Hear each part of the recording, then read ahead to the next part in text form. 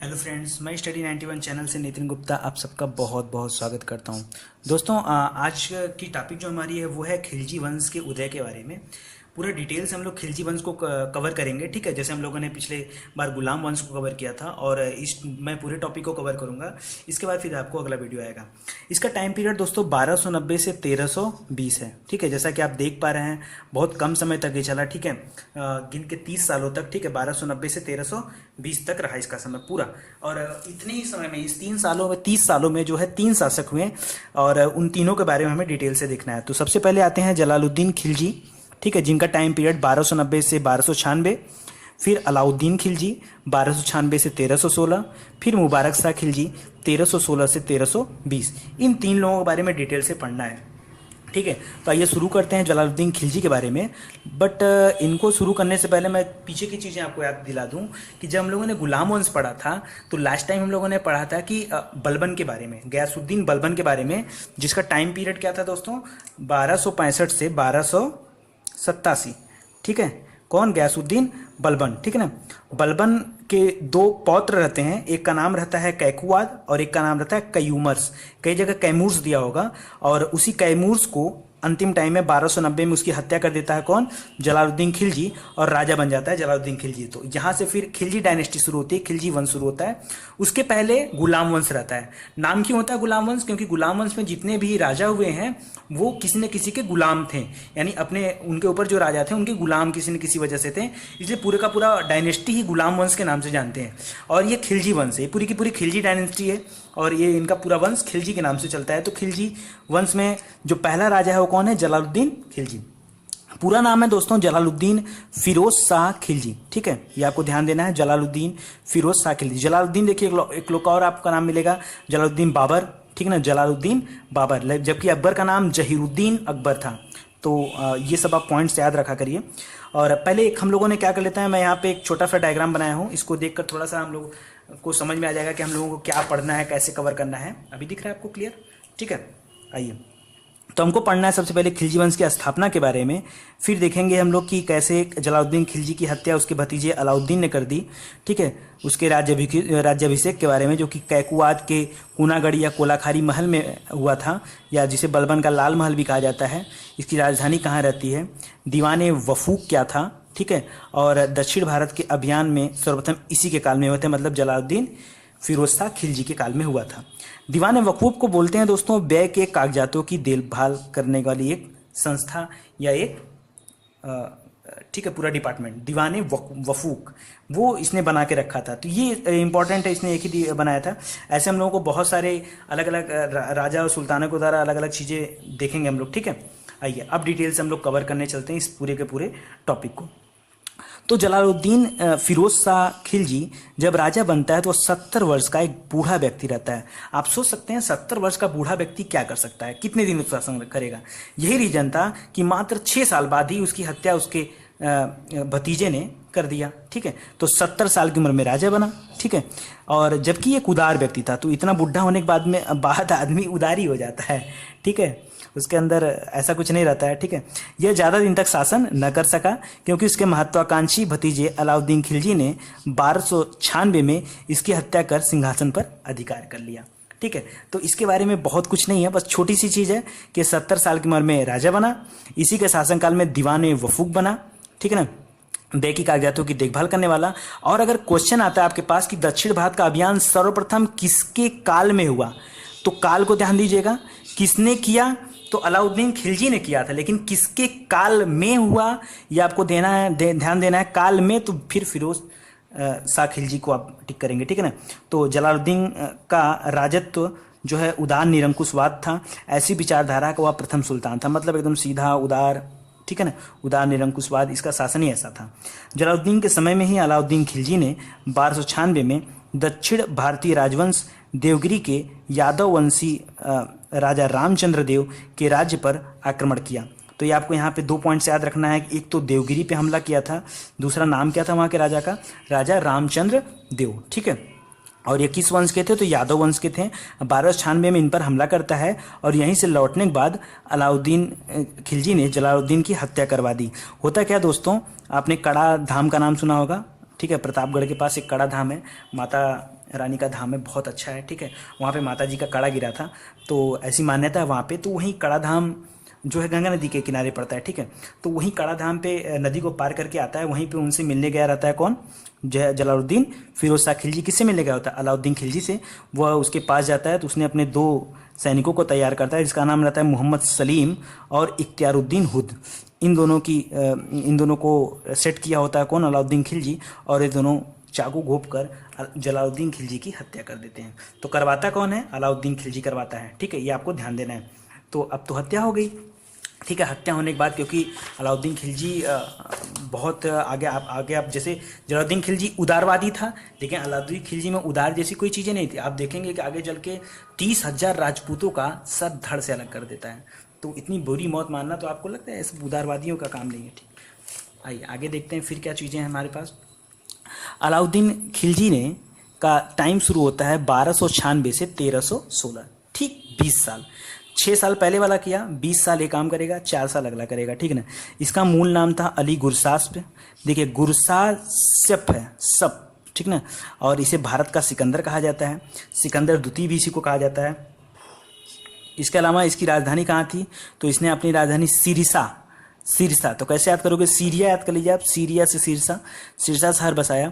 और इसके मन में चाहत थी कि यह विश्व विजय करेगा, और सिकंदर सानी की उपाधि धारण किया था इसने। जबकि इसके कोतवाल एक मित्र रहता है, उसका नाम रहता है अलाउल मुल्क।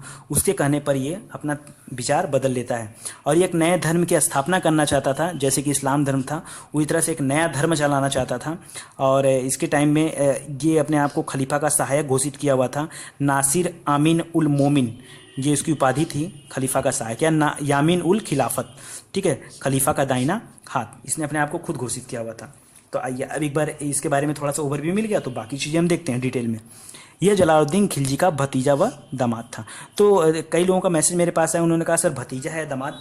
तो मैं आपको बता दूं कि जो मुस्लिम कंट्री होती है वहाँ पे अक्सर अपने भतीजे से अपनी पुत्री की शादी लोग करा देते हैं। तो इस वजह से भतीजा और दामाद में आप कंफ्यूज मत होइए, जो चीज़ें हैं आप केवल उनको याद करते चलिए। आप टर्म को याद करिए कैसे क्या हुआ, भतीजे दामाद पे बहुत ज़्यादा दिमाग लगाने की ज़रूरत नहीं है। ये जलालुद्दीन खिलजी का भतीजा व दामाद था। सुल्तान बनते समय इसके पास कड़ा व मानिकपुर की सूबेदारी थी। मानिकपुर दोस्तों ही कुंडा के पास पड़ता है, ठीक है, राजा भैया का वो क्षेत्र है, और वहीं पे मानिकपुर पड़ता है। वहाँ पे अलाउद्दीन का खिलजी का किला भी है, ठीक है। कड़ा व मानिकपुर की सूबेदारी थी इसके पास। इसके बचपन का नाम अली गुरसास्प था। धन की लालच पे इसने अपने चाचा की हत्या कर दी। तो चाचा जलालुद्दीन खिलजी की हत्या क्यों किया था? धन और गद्दी के लालच में, और सिंहासन पर बैठ गया। तो ये देखिए सिंहासन है, ठीक है, और इस सिंहासन पे कौन बैठ गया? अलाउद्दीन खिलजी ने। अलाउद्दीन खिलजी ने बैठने के बाद तुरंत कूटनीतिक काम करना शुरू किया। क्या काम किया इसने सबसे पहले जलालुद्दीन खिलजी के पुत्र थे 2 ठो, एक नाम था अरकली खां, दूसरे का नाम था इब्राहिम। दोनों को पहले मरवा दिया कि कहीं ये दोनों मिलकर विद्रोह न कर दें, ठीक है, ताकि हमारी सीट क्या हो जाए? सुरक्षित हो जाए, ठीक है, कोई दिक्कत। इसके अलावा अलाउद्दीन ने जलालुद्दीन की बहन को भी मरवा दिया था, मतलब अपनी बुआ की भी हत्या करवा दी, बुआ के लड़के की, कई सारे लोगों की हत्या कराया। तो ये यहाँ ये इंपॉर्टेंट है, ये आप ध्यान दीजिए, ठीक है ना। अलाउद्दीन भी सिकंदर की तरह विश्व विजय की चाहत रखता था, इसीलिए उसने उपाधि लगाई थी सिकंदर सानी या सिकंदर द्वितीय। इसने अपनी उपाधि को अपने सिक्कों पर भी अंकित करवाया था, यानी जो सिक्का होता था उस पर जो ढलवाया था उस पर अपनी उपाधियों का भी अंकन इसने करवाया था, ठीक है। आइए आगे देखते हैं फिर। अलाउद्दीन खिलजी पैगंबर की भांति एक नया धर्म चलाना चाहता था, तो लेकिन वह चला नहीं पाया। क्यों नहीं चला पाया? क्योंकि उसका एक कोतवाल मित्र था जिसका नाम था अलाउल मुल्क। उसके समझाने पर वह ये विचार त्याग दिया कि ये गलत है और ऐसा नहीं किया जा सकता, तो उसे अपने राजपाट पे ध्यान देना चाहिए। उसका एक बहुत प्रसिद्ध सेनापति था जिसका नाम था जाफर खां, ठीक है, बहुत योग्य सेनापति था जो मंगोलों के विरुद्ध लड़ता हुआ मारा गया। जाफर खां अपने समय का श्रेष्ठ और साहसी सेनापति था। इसके शौर्य और वीरता से मंगोल इतने प्रभावित थे कि उसी रात वह 30 कोस पीछे हट गए और भाग गए, ठीक है। तो सेनापति था किसका? अलाउद्दीन खिलजी का, जाफर खां। और बहुत ही अलाउद्दीन खिलजी के 2-3 ऐसे सेनापति मैं आपको बताऊंगा डिटेल उनके बारे में, जो बहुत वीर थे, बहुत पराक्रमी, ठीक है, और जिनके बल पे शायद अलाउद्दीन खिलजी ने इतना बड़ा कार्य किया। तो सोचिए मंगोलों से लोग डरते थे, जितने भी इसके पहले के गुलाम वंश के जितने भारतीय शासक थे, मंगोल जब भारत पे हमला करते थे तो उनकी हालत खराब हो जाती थी। और सोचिए जाफर खां ऐसा व्यक्ति था जिससे सोचिए कितनी वीरता, कितना शौर्य इसके पास रहा होगा कि मंगोल जो है 30 कोस पीछे हट के भाग गए, ठीक है। तो टैलेंट आप देखिए खाली, अलाउद्दीन खिलजी खलीफा से मानपत्र भले ही ना प्राप्त किया हो, लेकिन वो अपने आप को खलीफा घोषित कर लिया था। ठीक है, खलीफा ने खलीफा का सहायक घोषित किया था, नासिर आमीन उल मोमिन और यामीन उल खिलाफत। ठीक है, यानी खलीफा का सहायक और खलीफा का दाहिना हाथ, ये अपने आप घोषित किया था। इसको उपाधि, जैसे क्या होता है ना, खलीफा लोग खुद ही बताते थे कि यार ये हमारा खलीफा है, हमारा अनुयायी है। इसने अपने आप को खुद ही घोषित कर लिया कि मैं खलीफा का सहायक हूँ। ठीक है, देखिए 1299 में कहीं कहीं आपको 1298 मिलेगा, मैं बताते चलूंगा जहाँ जहाँ कन्फ्यूजन वाली पॉइंट है। ठीक है, नहीं तो मेरे पास बहुत सारे लोग मैसेज, सर ऐसा कैसे हुआ। तो ये 1298 से 99, इसका पीरियड ऐसे आप याद करिएगा, 1298 से 1299 के दौरान। ठीक है, तो इस दौरान में ये गुजरात विजय करता है कौन, अलाउद्दीन खिलजी। तो क्या है गुजरात विजय की कहानी, इसकी सुनिए ध्यान से। इस यहाँ का जिस समय गुजरात पे हमला करता है ना, वहाँ का शासक रहता है कर्ण बघेल। ठीक है ना, और जब हमला करता है तो कर्ण बघेल पहले युद्ध करता है, बाद में यह भाग कर देवगिरी चला जाता है। तो कर्ण बघेल तो भाग गया, साथ में इसकी पुत्री रहती है वो भी भाग जाती है। ठीक है ना, अपनी पुत्री को लेकर के भाग जाता है। और जो इसकी पत्नी रहती है कर्ण बघेल की, कमला देवी, वो उसको कौन ले लेता है, अलाउद्दीन उसको लिवा आता है और अलाउद्दीन से विवाह कर लेता है। अलाउद्दीन की प्रिय पत्नियों में से एक थी। ठीक है ना, वैसे एक दो पत्नियां और हैं इसकी। ठीक है, तो प्रिय पत्नियों में से एक थी कौन, कमला देवी। और किसकी पत्नी थी पहले, कर्ण बघेल की। ठीक है, और यहीं से लौटते समय उसको मलिक काफूर मिलता है। ठीक है ना, मलिक काफूर जो कि जिसको 1000 दिनार में खरीदा गया रहता है, इसलिए मलिक काफूर को 1000 दिनारी भी कहा जाता है। आगे और डिटेल से देखते हैं। ठीक है, ये देखिए मलिक काफूर के बारे में सुनिए ध्यान से, क्वेश्चन यहाँ से भी बनते हैं। तो मलिक काफूर 1296 के दौरान क्या होता है, देखिए देवगिरी के शासक रामचंद्र देव पे हमला होता है। ठीक है, और संधि के पश्चात यह पता चलता है कि प्रतिवर्ष एलिचपुर की आय भेजने का वादा करता है कौन, राजा रामचंद्र देव। किंतु वह 1305 और 1306 में उसने वह कर दिल्ली नहीं भेजा। कहाँ का, एलिचपुर की आय और जो भी वहाँ से इनकम होगी, जो भी टैक्सेस होंगे, वो राजा रामचंद्र देव को भेजना था कहाँ पे, दिल्ली में। लेकिन 1305 से 6 के दौरान क्या किया, इन्होंने नहीं भेजा। 1307 में अलाउद्दीन खिलजी ने मलिक काफूर को भेजा। ठीक है, मलिक काफूर को। अच्छा, एक दो चीज़ें मैं मलिक काफूर के बारे में बता दूं। मलिक काफूर को जब खरीदा गया ना, तो मलिक काफूर गुलामों के बाजार में बिक रहा था। ठीक है, मलिक काफूर एक 7 फुट का हिंदू हिजड़ा था। ठीक है, और शरीर से बहुत दमखम वाला था, बहुत बॉडी बिल्डर टाइप का था। यही वजह था कि उसको 1000 दिनार में खरीदा गया था उस समय। ठीक है ना, इसीलिए उसका नाम 1000 दिनारी भी है, या 1000 दिनारी। ठीक है, तो मलिक काफूर के नेतृत्व में देवगिरी पर फिर से हमला कर देता है मलिक काफूर, और राजा रामचंद्र देव को बंदी बना लेता है। इसको बंदी बनाकर दिल्ली दरबार में लाता है, जहाँ खिलजी ने उसके साथ सम्मानपूर्वक व्यवहार किया।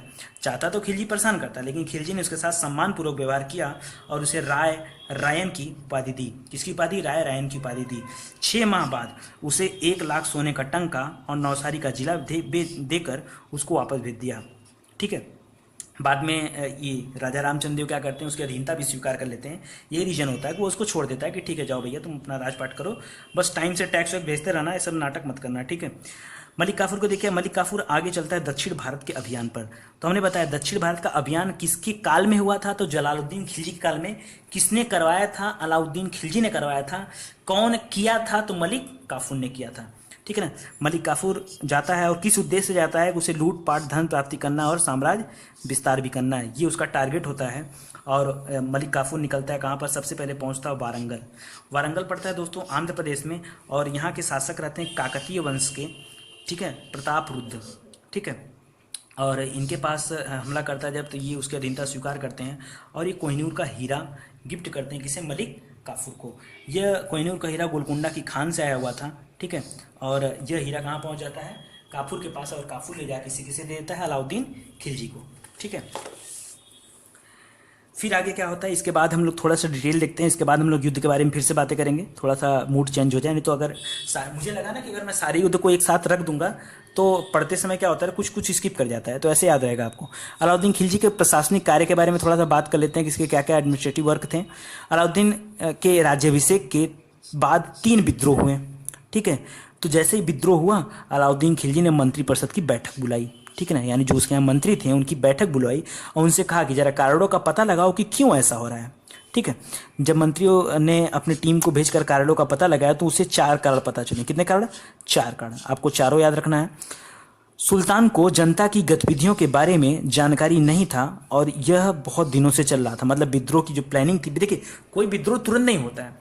विद्रोह के लिए जनता की कुछ समस्याएं होती हैं, जब सरकार उन समस्याओं पे अपना विचार अपना ध्यान नहीं देती है तब विद्रोह होता है। ठीक है, तो विद्रोह हुआ क्योंकि सुल्तान को जनता की गतिविधियों की जानकारी नहीं थी। मद्यपान का प्रयोग बहुत ज़्यादा बढ़ चुका था। ठीक है, और मालिकों और अमीरों के मध्य घनिष्ठ संबंध बढ़ चुके थे।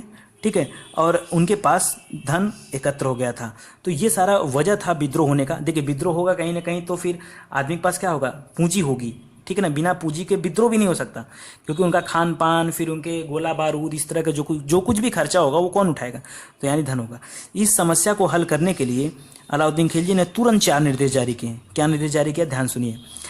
हर कारण का एक काट। क्या बताया कि जनता के बारे में जानकारी नहीं थी ना, गतिविधियों के बारे में, तो अलाउद्दीन खिलजी ने क्या किया कि गुप्तचर विभाग बनाया और इनको लगा दिया किसके बारे में, कि तुम जाओ और जनता के बारे में इंफॉर्मेशन कलेक्ट करो और जो कुछ भी मार्केट में हो रहा है, बाजार में, समाज में जो कुछ भी हो रहा है वो हमें बताओ। एक प्रॉब्लम सॉल्व। दूसरा दिक्कत था मद्यपान बढ़ गया था। मद्यपान का प्रयोग, पूरे राज्य में मद्यपान का निषेध कर दिया, केवल अपने यहाँ, मतलब उसके राज दरबार में मद्यपान उसके किले के अंदर हो सकता था, बाकी कहीं भी पूरे शहर में मद्यपान निषेध हो गया। 2 चीज़ हो गया। अमीरों और मालिकों के बीच घनिष्ठ संबंध हो गया था। इसने क्या किया, इसने मना कर दिया कि कोई भी अमीर और मालिक आज के बाद एक दूसरे से नहीं मिलेंगे। यहाँ तक कि वैवाहिक संबंधों पर भी रोक लगा दिया। ठीक है, तीसरा समस्या खत्म। उनके पास जो धन एकत्र था उनको क्या किया कि उसने सभी प्रकार के राजकीय अनुदान यानी सब्सिडी वगैरह जो थे, पुरस्कार, इनाम, वक्फ की भूमि आदि को छीन कर उन्हें खालसा भूमि में बदल दिया। बोला बहुत पैसा बढ़ गया, सबसे सबकी एसेट्स छीन लो। इस तरह की एसेट्स, सारी एसेट्स नहीं, इस तरह की एसेट्स क्या करो, छीन लो। तो उसने ये सारी चीज़ें बंद कर दिया और जो बचे कुछ भूमि थे उन्हें क्या कर दिया, खालसा भूमि में बदल दिया। तो क्वेश्चन आता है कि खालसा भूमि में, वक्त की भूमियों को खालसा भूमि में किसने बदला था, तो अलाउद्दीन खिलजी ने। और उसके बाद इसने किया भू राजस्व सुधार। ये बहुत इंपॉर्टेंट है, बहुत इंपॉर्टेंट। ठीक है ना, ये इंपॉर्टेंट इसलिए दोस्तों क्योंकि इल्तुतमिश के बारे में हम लोगों ने सुना था, भू राजस्व सुधार के बारे में, फिर अलाउद्दीन खिलजी के बारे में सुन रहे हैं। आगे फिर थोड़ा सा और चेंजिंग होगी और ज़्यादातर मुझे मिलेगी कहाँ पर, फिर अकबर के टाइम पीरियड में। ठीक है, तो जब टोटल माल आता है। ठीक है, तो ये हमको 2-3 जगह हमको ज़्यादा ध्यान से पढ़ना है। ठीक है, अलाउद्दीन खिलजी ने क्या किया कि भूमि की पैमाइश करानी। पैमाइश मैंने क्या होता है, तो भूमि को नापना जोखना, पैमाइश कराना शुरू किया और पैमाइश के आधार पर भूमि का लगान वसूलना शुरू किया। ठीक है ना, जिसके लिए एक अलग से विभाग था, इसका नाम था दीवाने मुस्तक राज। दीवाने मुस्तक राज। ठीक है, ये पैसा वसूलने का काम करता था किस पे, जो भी जमीनें थी लगान के लिए। ठीक है, उस पर पैमाइश की जमीन। और राजस्व की दर निर्धारित किया 50%। कितना, 50%। यहाँ से भी क्वेश्चन आता है। और इसने सबसे पहले बिस्वा की जो मापक इकाई होती है उसे भेजा।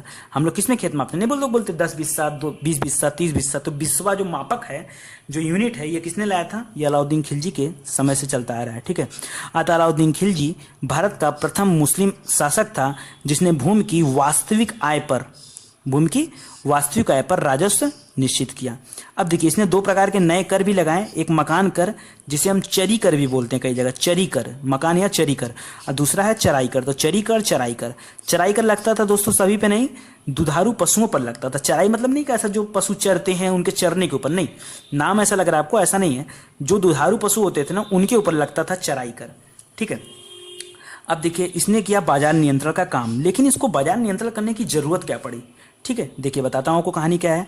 अलाउद्दीन खिलजी दिल्ली सल्तनत का पहला ऐसा सुल्तान था जिसने नकद वेतन के आधार पर, कैसे दोस्तों, नकद वेतन के आधार का मतलब कि सारे सैनिकों को जो वेतन मिलेगा वो नकद मिलेगा।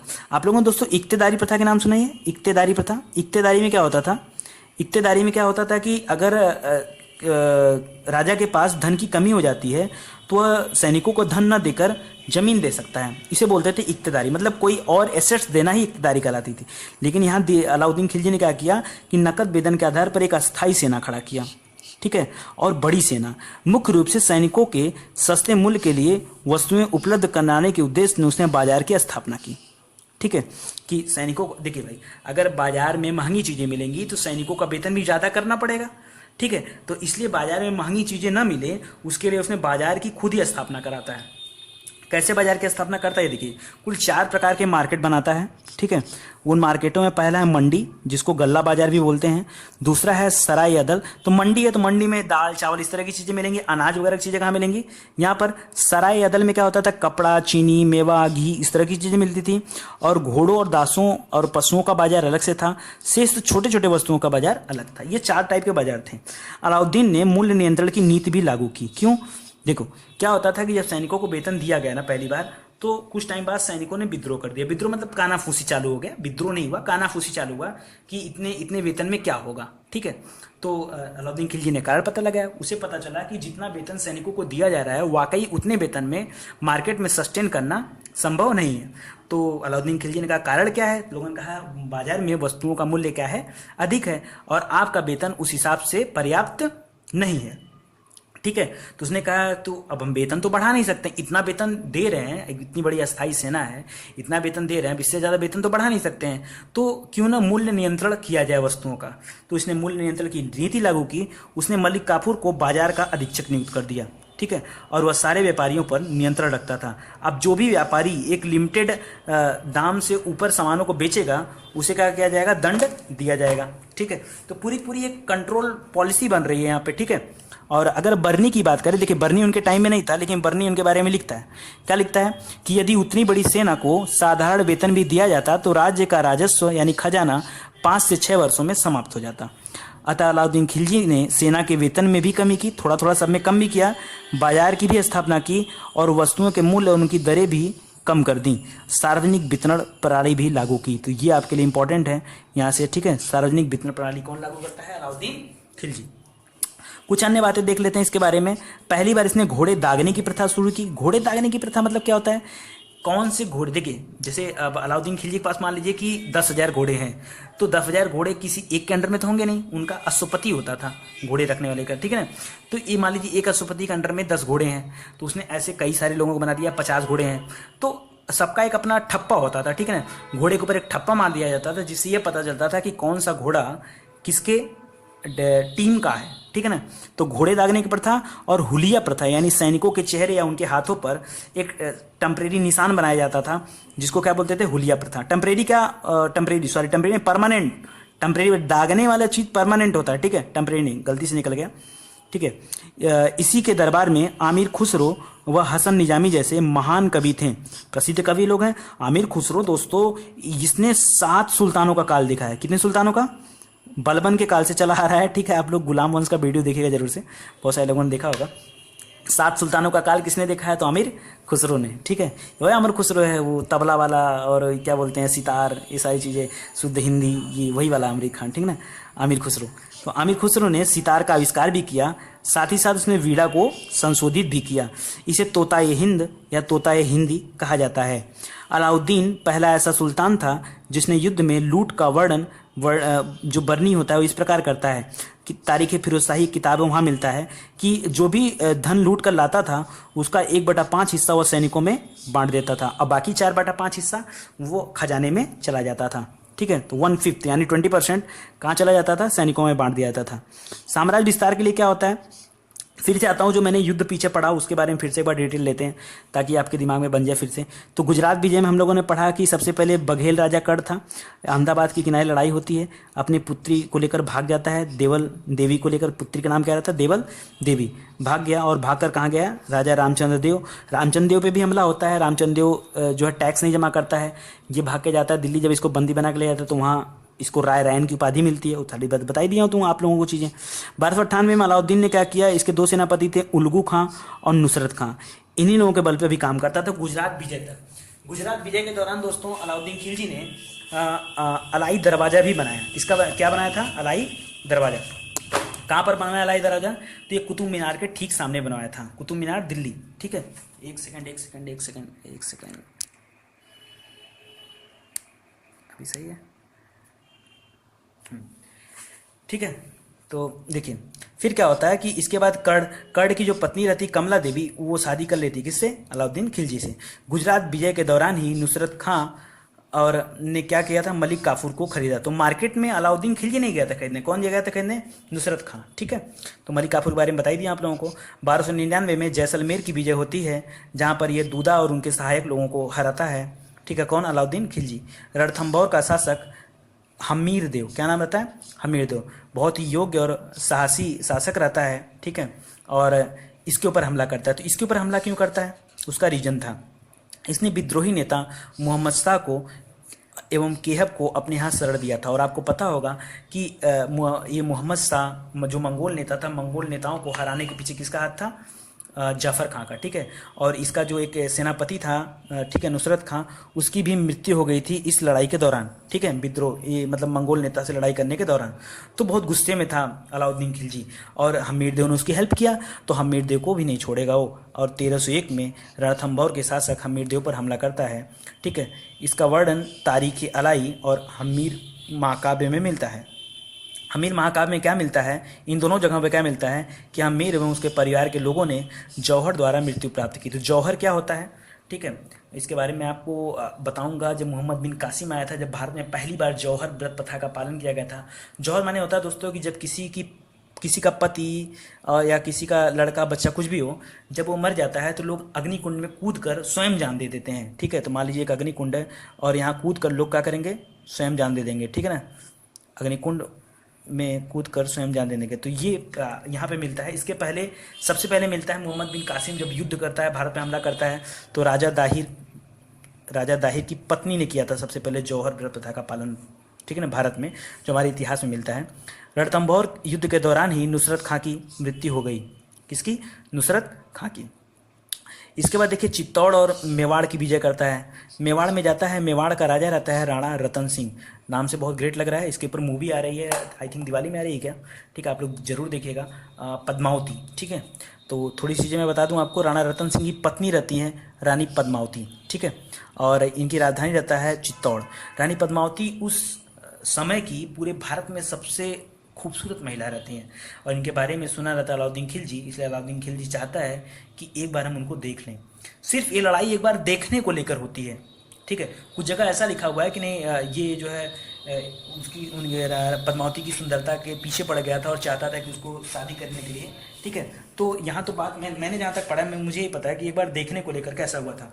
राणा रतन सिंह जब घुटने टेक मतलब लड़ाई होती है तो ये उनके सामने ऑप्शन रखता है कि आपकी पत्नी यदि एक बार अपना चेहरा शीशे में दिखा दे, आईने में ही दिखा दे, तो मैं मान जाऊँगा, क्योंकि इतना उसका तारीफ सुना हूँ, मैं देखना चाहता हूँ वो सुंदरी कौन है। ठीक है, लेकिन ऐसा कुछ नहीं होता है। राणा रतन सिंह की मृत्यु हो जाती है 1303 में उस युद्ध में, और रानी पद्मावती भी जौहर व्रत प्रथा का पालन करती हैं, यानी ये भी अग्निकुंड में कूदकर जान दे देती हैं। ऐसा लिखा मिलता है पद्मावत में, जिसकी रचना मलिक मोहम्मद जायसी ने 1540 में किया। 1540 में दोस्तों आप देखेंगे तो बिलग्राम का युद्ध आपको मिलेगा। ठीक है ना, और ये मिलेगा किससे आपको, हाँ, शेरशाह सूरी और किसके बीच में, हुमायूं के बीच में। तो ये आपको वहाँ मिलेगा। ठीक है ना, बिलग्राम और चौसा दोनों चीज़ वहाँ मिलेगा। तो ये बात की बातें फिलहाल अभी आप यहाँ ध्यान दीजिए। तो मलिक मोहम्मद जायसी ने इस टाइम पे किताब लिखी थी, जबकि ये अभी जो टाइम पीरियड चल रहा है ये 1303-4 के आसपास की कहानी है। तो कैसे उन्होंने लिखा, तो पुरानी कहानी है।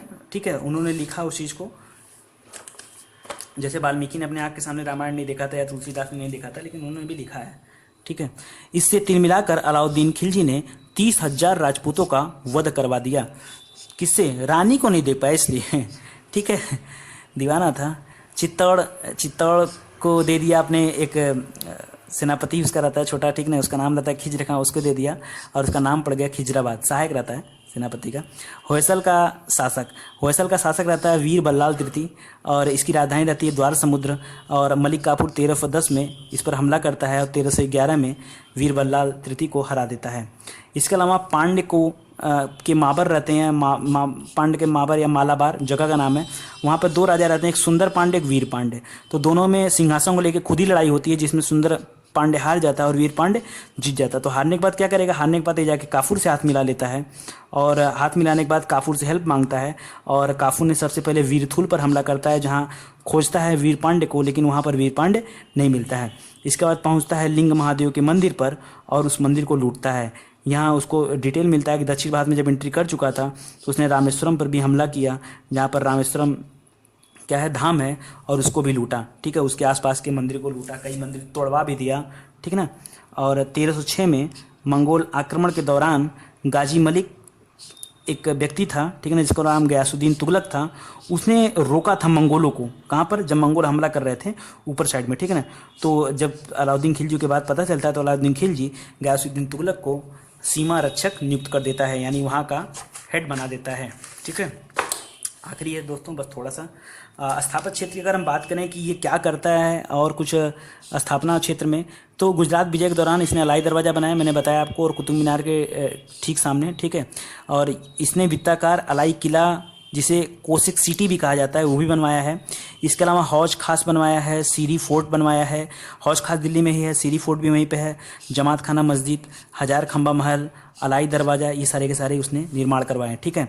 अलाउद्दीन खिलजी को जलोदर नामक रोग हो गया था, जिसके कारण उसकी मृत्यु 1316 में हो गई, ठीक है। उसके बाद उसका शासक जो बनता है वो अलाउद्दीन खिलजी का एक पुत्र रहता है, जिसका नाम रहता है सिहाबुद्दीन उमर। अभी आप यहाँ मत ध्यान दीजिए, यहाँ दीजिए, ठीक है। सिहाबुद्दीन उमर, सिहाबुद्दीन उमर जो है किसके संरक्षक में? मलिक काफूर के संरक्षक पे गद्दी पर बैठता है। तो फिलहाल गद्दी पे यही रहता है, लेकिन इसका संरक्षक बन के, ठीक है। और इसकी हत्या एक इसके अन्य पुत्र मुबारक शाह खिलजी ने कर दिया, इसलिए मैंने यहाँ क्या रखा है, मुबारक शाह खिलजी। और यही बैठता है 1316 से 1320 तक। ये एक अय्याज शासक रहता है, और जिसने क्या किया, खलीफा की सत्ता को ठुकरा दिया और अपने आप को अल्लाह का प्रतिनिधि कहने लगा, यानी खलीफतुल्लाह एक उपाधि धारण की, अल्लाह का प्रतिनिधि।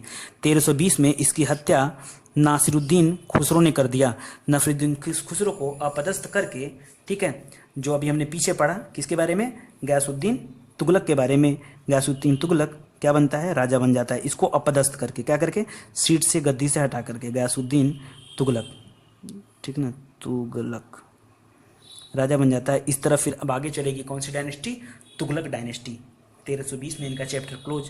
केवल 30 साल का सबसे कम समय का शासन किसने किया है, क्वेश्चन यहाँ से भी आता है, तो क्या बताएंगे आप, खिलजी वंश के शासकों द्वारा किया गया है सबसे कम समय तक शासन, ठीक है।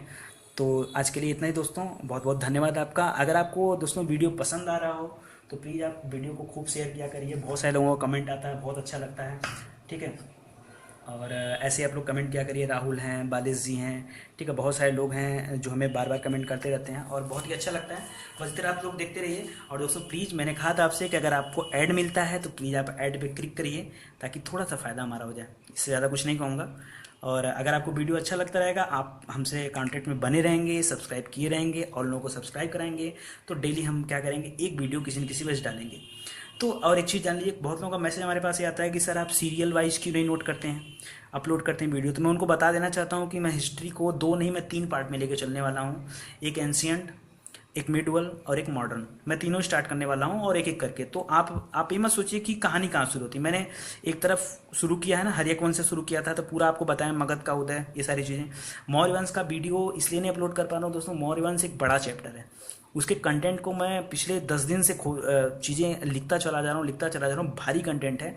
और मेरा कोई वीडियो ऐसा नहीं होता है कि मैं उसमें आधी अधूरी जानकारी दूँ, ठीक है, चाहता हूँ कि पूरी जानकारी दूँ, इसलिए थोड़ा सा उसको रोक के मैंने सुंगवंश डाल दिया। तो सुंगवंश तो छोटी टॉपिक थे ना, तो अभी छोटे छोटे करके मैं थोड़ा डाल दे रहा हूँ। मौर्य भी मैं डाल दूंगा, ठीक है, बहुत जल्दी आ जाएगा। अभी आप इसको देख लो, इसके बाद अभी देखिए तुगलक खत्म हो जाएगा, ठीक है। तुगलक खिलजी, अरे गुलाम वंश हो ही गया, खिलजी हो गया, तुगलक हुआ, सैयद हुआ, ठीक है, ये 2 खत्म हो जाएंगे, फिर लोधी आ जाएगा। लोधी छोटा सा है, ठीक है ना, तो 2-3 शासकों का, वो बीच वाले भी छोटे हैं, खाली आपको तुगलक थोड़ा सा बड़ा दिखेगा। तो ये अगर खत्म हो जाते हैं तो फिर से हमारा बाबर आ गया। बाबर हमने अपलोड ही कर चुका है वीडियो, और बहुत सारे कमेंट आए हैं, बहुत सारे व्यूज हुए, तो ये भी बात बहुत अच्छी बात है। और दोस्तों एक बात और बता दूं, आज मेरा वीडियो 1.5 महीने हो गया लगभग, और 2 लाख मिनट तक ऑनलाइन देखा गया वीडियो। तो आप सबका बहुत बहुत धन्यवाद, ये आप लोगों का ही प्यार है, तो बने रहिए हमारे साथ। Thank you.